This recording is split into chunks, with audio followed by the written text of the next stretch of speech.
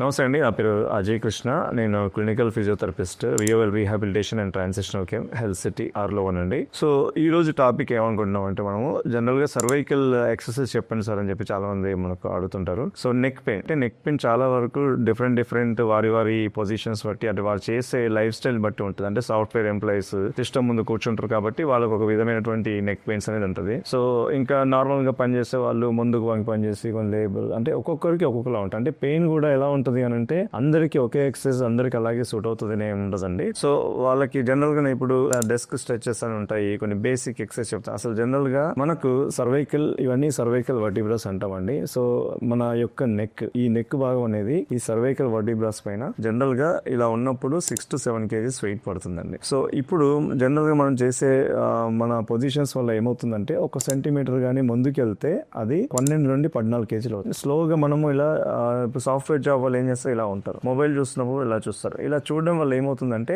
More than neck 4 centimetres ముందుకు వస్తుంది. దానివల్ల ఆ సర్వైకల్ వర్టిబ్రాస్ పైన మన నెక్ వెయిట్ 28 kgs పడుతూ ఉంటాయి. 28 to 30 kgs అంటే ఎబోనే వెళ్ళిపోతూ ఉంటుంది. దానివల్ల ఆ నెక్ కంప్రెషన్ వచ్చి పెయిన్ రావడం. సో కంప్రెషన్ అని కూడా అనలేము, అది ప్రొలాంగ్డ్ గా ఉండడం వల్ల ఆ కంప్రెషన్స్, తిమ్మిర్లు వచ్చినట్టు అవుతూ ఉంటాయి. కొందరికి ఏమవుతుందంటే, ఈ నెక్ కు ఈ ట్రెపీజియస్ మజిల్స్ అని ఉంటాయి. ఈ ట్రెపీజియస్ మజిల్స్ అనేటువంటివి అలా ఎక్కువ ముందుకు వెళ్లకుండా ఆపి పట్టి ఉంచి కాపాడుతూ ఉంటాయి. కానీ ఒకసారి స్ట్రెయిన్ అయినప్పుడు అవి కూడా వదిలేస్తుంటాయి. సో ఈ మజిల్ స్ట్రెంథనింగ్ మనం ఎలా చేసుకోవాలి, సో హౌ టు అవాయిడ్ అంటే ఏంటి పోస్చర్స్, మనం ఎలాంటి పోస్చర్స్ పెడితే బాగుంటుంది, అండ్ ఎలా దీన్ని అవాయిడ్ చేసుకోవాలి, ఎలా స్ట్రెంత్ చేసుకోవాలన్నది మీకు నేను చెప్తాను.